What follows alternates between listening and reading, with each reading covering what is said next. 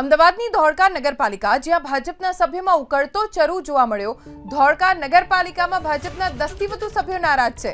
Contract અને કોન્ટ્રાક્ટરની બાબતે ભાજપના સભ્યોને વાંધો પડ્યો છે। ભાજપના નારાજ નગરસેવકોની ધોળકા સર્કિટ હાઉસમાં બેઠક યોજાઈ। બેઠકમાં હોદ્દેદારો અને ધારાસભ્યો બેઠકમાં હાજર રહી શકે છે। સંગઠનના હોદ્દેદારો અને ધારાસભ્ય આ બેઠકમાં હાજરી આપી શકે છે। ધોળકા નગરપાલિકામાં ભાજપના 10 થી વધુ સભ્યો નારાજ છે। ઉકળતો ચરુ શા માટે તેનું કારણ જાણવાનો પ્રયત્ન થઈ રહ્યો છે।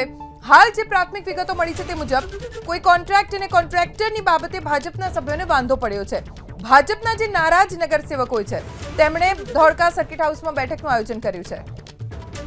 અમારા સંવાદદાતા હિરેન રાજગુરુ પાસેથી વધુ જાણકારી પ્રાપ્ત કરીશું। હિરેન, ધોળકા નગરપાલિકામાં નારાજગી આ સભ્યોની કયા કારણોસર છે અને બેઠકમાં કોણ કોણ હાજર રહેવાનું છે? ધોળકા નગરપાલિકાના ભારતીય જનતા પાર્ટીના ચૂંટાયેલા 10 થી વધુ નગરસેવકો અત્યારે નારાજ છે અને જ્યાં સુધી સૂત્રોનો દાવો છે ત્યાં સુધી તેમણે રાજીનામું આપવા સુધીની તૈયારી કરી લીધી હોવાની પણ વાત સામે આવી છે। કારણ જે આપણે પૂછ્યું એમાં મુખ્ય કારણ એ છે કે કોઈ કોન્ટ્રાક્ટને લઈ અને તેઓની નગરપાલિકાના પ્રમુખ સાથે કઈ માથાકૂટ થઈ હતી। દરમિયાન વાત સૂત્રો એ પણ કરી રહ્યા છે કે કોઈ કોન્ટ્રાક્ટર સાથે આ તમામ લોકોને ઘર્ષણ પણ થયું હતું।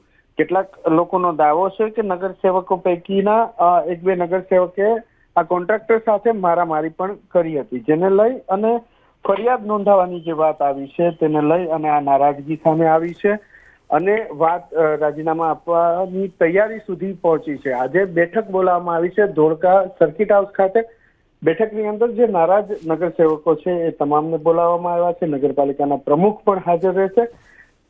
આ ઉપરાંત જે ધારાસભ્ય છે ધોળકાના કિરીટસિંહ ડાભી, એ ધારાસભ્ય પણ પહોંચી રહ્યા હોવાની વાત મળી છે। નગરપાલિકાના પ્રમુખ સાણંદમાં કોઈ કાર્યક્રમમાં છે, પૂરો થાય એટલે સર્કિટ હાઉસ પહોંચશે એ પ્રકારેની માહિતી આવી છે। ઉપરાંત અમદાવાદ જિલ્લાના જે મહામંત્રી છે ભારતીય જનતા પાર્ટીના, એ પહોંચે તે પ્રકારેની પણ વાત આવી છે અને જે સમાધાની વલણ અપનાવાય તે વાત સામે આવી રહી છે। જોકે જો રાજીનામા આપવાના થશે તો કેટલા નગરસેવકો રાજીનામા આપશે એવા પ્રશ્નના જવાબમાં ભારતીય જનતા પાર્ટીના એક ચૂંટાયેલા નગરસેવકે જણાવ્યું હતું કે લગભગ 10 થી 12 નગરસેવકો રાજીનામું આપી શકે છે।